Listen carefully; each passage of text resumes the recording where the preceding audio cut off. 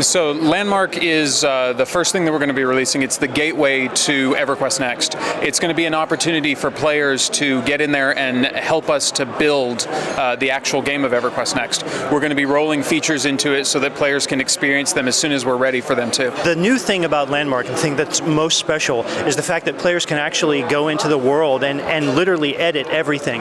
Not only is the environment destructible, but it's also constructible.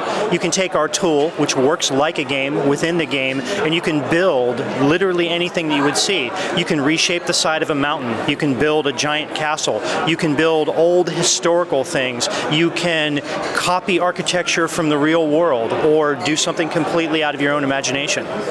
One huge difference is the fidelity. So our tool, we use the word tool, but really what I'm talking about is the game.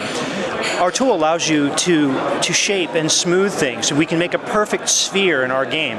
You could make a perfect sphere that's huge, and then you could hollow it out and live inside it, or build whatever you wanted to out of it.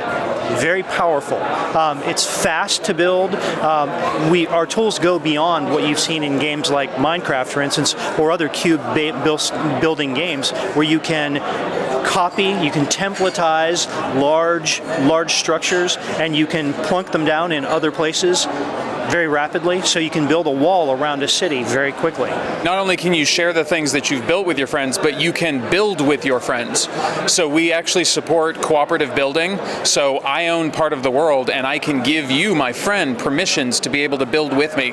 So we can work together to make something. Or if I made something that you like, I can actually give that to you, or I could sell it to you as well. And neither one of you have to worry about me coming along and wrecking anything that you've done, because I don't have permissions to what the two of you have built. An economy is the backbone of any MMO, and Landmark and EverQuest Next are both MMOs, so they will absolutely have economies in them that players can participate in. One of the things we're announcing here at Gamescom is the fact that players are going to be able to buy and sell real estate in our worlds for Landmark. So they'll actually be able to participate in that, and there will be an economy around that amongst the other things that are part of the game as well. So you could claim land in Landmark, and you could build on it, and then you could take it and sell it to someone else. Like in real life? Yes. Exactly. Exactly in real life. Yeah. Cool. Obviously, the world, we have tiers of depth, so the standard overhead map is not something that would work for a game that we're making. We're going to have to deliver something new to players, and we'll be talking about that in the future, the exact details of it, but it's not just going to be a standard overhead map.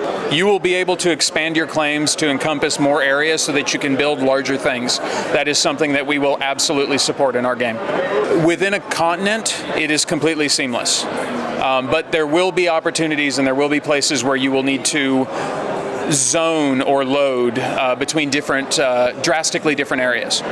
We haven't announced the details of the size of our world, but the technology would allow for unlimited. Whether or not we do or not is something that we'll announce in the future. I'm very lucky. I got to work on EverQuest back in its heyday. My motivation was that I didn't start out in the business as a game developer. I was the highest level player in the entire world in the game of EverQuest when it was playing in beta. I fell in love with EverQuest as a player, and that's how I got involved in the industry. So for me, it was the realization of a dream opportunity. Working on EverQuest has been literally the foundation of my entire career in the games business. Very exciting. I was a huge EverQuest fan before I came to Sony Online, and it's actually the reason I came to work at the company. I came I think about 5 years after the release of EverQuest, but I started on that team, and so I got to expand that world. And when the opportunity came around to start working on the project for what is now called EverQuest Next, it was a dream opportunity for me. I can't imagine working in a different industry, or honestly working on a different game right now.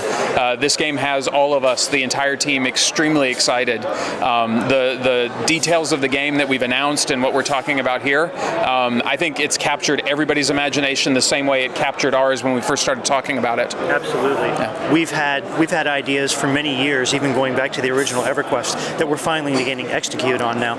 Very exciting. I honestly believe that we have included almost everything that we've dreamed of in a game inside of EverQuest Next. Without giving Terry any gray hair, any more gray hair, I think I am probably responsible for a significant amount of that gray hair. It would not be fair of me, in all honesty, to ask for anything more. I have everything that I ever want on the list. Yeah. So far.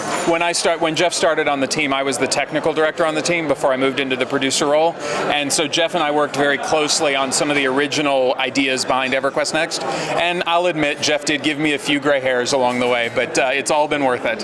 For sure.